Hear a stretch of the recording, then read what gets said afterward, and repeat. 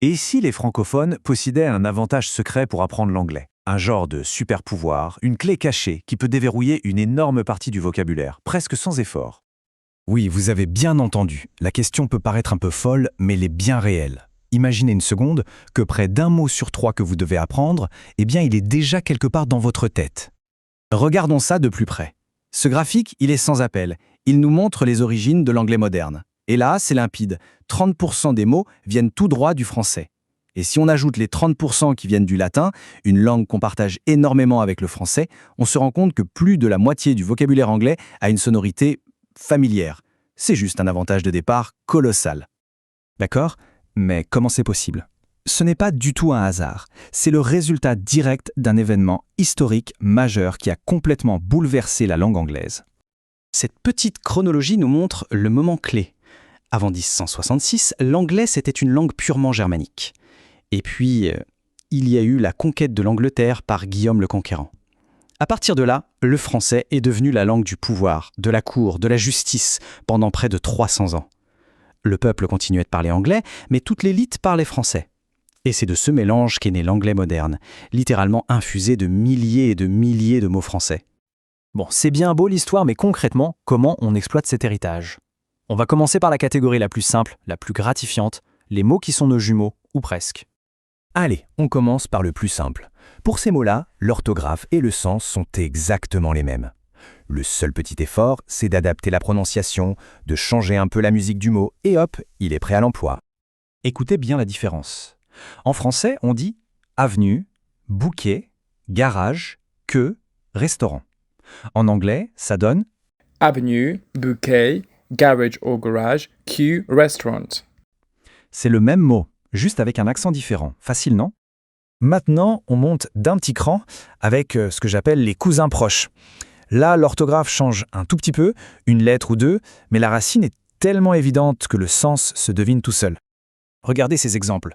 Notre mot appartement devient apartment. Le mot ensemble devient Ensemble. route devient Route ou route. terrasse devient Terrace. et tour devient Tour. La connexion est ultra évidente. Bon, maintenant, passons à la partie un peu plus délicate. Parce que cet héritage commun a aussi créé des pièges, des mots qui nous semblent familiers mais qui veulent dire tout autre chose. Ce sont les fameux faux amis. C'est vraiment crucial de connaître ces exceptions. C'est ce qui fait la différence entre une compréhension globale et une communication vraiment précise. Ça évite pas mal de malentendus, parfois assez drôles. Alors, là, attention, les apparences sont trompeuses. Un chandelier, en anglais, ce n'est pas un chandelier, mais un lustre. Le mot fabrique ne veut pas dire une fabrique, mais du tissu. Une library, ce n'est pas une librairie où on achète des livres, mais une bibliothèque. Une reunion, ce n'est pas une réunion de travail, mais plutôt des retrouvailles. Et enfin, un venue, ce n'est pas la venue de quelqu'un, mais un lieu, comme une salle de concert par exemple. Ok, assez de théorie pour l'instant, on va voir si tout ça est bien en place avec un petit test rapide. C'est le moment de mettre ces nouvelles connaissances à l'épreuve. Première question. Lequel de ces mots désigne une publicité commerciale? A. Advertisement. B. Information. And C. Advice. Je vous laisse un instant. La bonne réponse est Advertisement. c'est un faux ami typique de notre mot avertissement. Deuxième question. Si on dit qu'une personne est sensible en anglais, qu'est-ce que ça veut dire? Qu'elle est A. Émotive, B. Sensée et prudente, ou C. Timide? La réponse est B.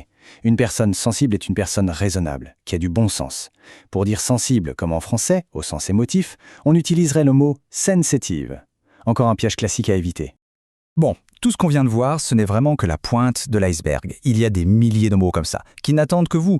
Alors comment on fait pour mettre la main sur la carte au trésor complète et débloquer tout ce vocabulaire? Eh bien, la voici, cette carte. Le livre Enrichis ton vocabulaire anglais grâce au français d'Ashley Payet, c'est le guide parfait pour ça. Il ne se contente pas de lister des mots. Il les organise, il explique les petites nuances, il donne des exemples concrets, il propose des quiz pour s'entraîner et, point super important, il précise les prononciations américaines et britanniques. C'est vraiment l'outil idéal pour transformer cet avantage qu'on a en une vraie maîtrise de l'anglais. Voilà, j'espère que cette petite exploration vous a montré l'incroyable potentiel qui se cache déjà dans votre vocabulaire.